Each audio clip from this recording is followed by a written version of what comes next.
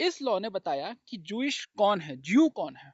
William Shakespeare ने अपने नाटक द टेम्पेस्ट में एक लाइन लिखी थी कि what's past is the prologue. मतलब कि जो बीत गया है, जो अतीत है, वो भविष्य की प्रस्तावना है।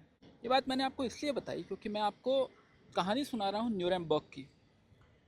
आपको ट्रायल ऑफ न्यूरेमबर्ग तो याद है, लेकिन न्यूरेमबर्ग का ट्रायल न्यूरेमबर्ग में ही क्यों हुआ? वो ट्रायल नाजी जर्मनी के जो बचे हुए वॉर क्रिमिनल्स जिनको कहा जाता है, उनका ट्रायल न्यूरेमबर्ग में कहीं भी हो सकता था। वो इसलिए हुआ क्योंकि न्यूरेमबर्ग ही वो जगह थी जहां 15 सितंबर 1935 में न्यूरेमबर्ग लॉज पास हुए थे। इन्हीं क्रूशियल लॉज ने डिसाइड कर दिया था जूइश फेट नाजी जर्मनी में। न्यूरेमबर्ग में ना नाजी जर्मनी की एनुअल रैली हुआ करती थी। हिटलर उन रैलीज को, बहुत बड़ी बड़ी रैलीज हुआ करती थी, उसको हिटलर एड्रेस किया करता था। तो 1935 में जो 15 सितंबर 1935 को जो रैली हुई, उसमें हिटलर ने दो लॉज अनाउंस किए। एक था राइक सिटीजनशिप लॉ। इस लॉ ने बताया कि जूइश कौन है, ज्यू कौन है। दूसरा लॉ था protection of German blood and honour. इस लॉ ने बताया कि जूइश और नॉन जूइश जर्मन में शादी नहीं हो सकती, सेक्सुअल रिलेशन नहीं हो सकता। पहला लॉ जो था, जो सिटीजनशिप लॉ था, उसने कहा कि अगर किसी पर्सन के 3 या 4 ग्रैंड पेरेंट जूइश नेचर के हैं, जूइश रेस से हैं, तो वो ज्यू है।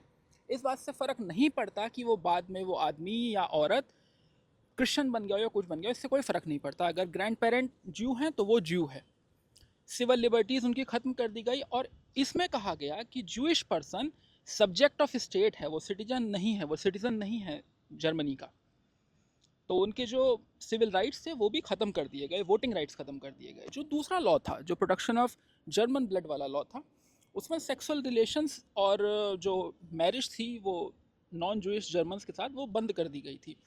ये था रेशियल प्योरिटी के लिए, क्योंकि नाजीज़ ये समझते थे कि हम जो हैं, जो हमारी रेस है, जो जर्मन रेस है, वो आर्यंस हैं, वो बहुत सुपीरियर है, तो उनका जो ब्लड है वो प्योर रहना चाहिए, वो इनके साथ मिक्स नहीं होना चाहिए। इन्हीं दोनों लॉज ने फ्रेमवर्क बनाया, जो बाद में ज्यूज़ का सेग्रीगेशन हुआ, जो ज्यूज़ को सेग्रीगेट किया गया जर्मन सोसाइटी से, और उसके बाद उनको कंसंट्रेशन कैंप्स में भेजा गया, बॉन्डेड लेबर के लिए, उनके जेनोसाइड के लिए और बाकी सब चीज़ों के लिए।